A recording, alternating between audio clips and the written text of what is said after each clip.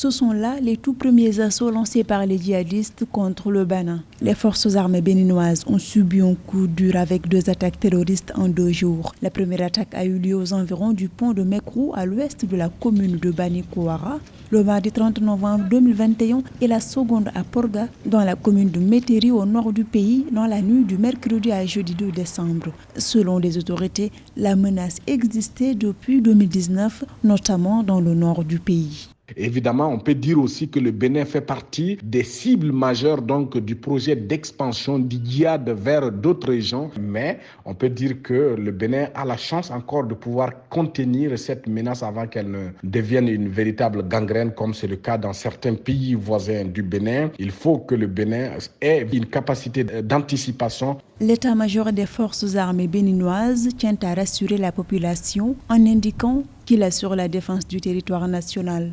Tout de même, il reconnaît que le danger est réel sur le terrain. Vu l'expansion des groupes terroristes dans les États voisins, dans l'est du Burkina Faso et dans le sud du Niger, les incursions des hommes armés se sont multipliées dans le nord du Bénin.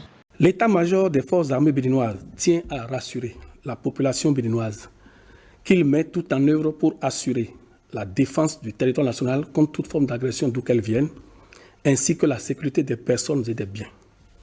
À cet effet, les unités des forces de défense et de sécurité sont en alerte pour faire face à toute velléité ennemie. En tout état de cause, chaque citoyen est invité à vaquer normalement à ses activités quotidiennes. Au courant de cette année, un rapport indiquait une inquiétante recrudescence de la violence au Bénin. Toutefois, des membres du gouvernement avaient jugé ce document faux et estimé que le Bénin était résilient et sa stratégie de lutte contre le djihadisme était efficace.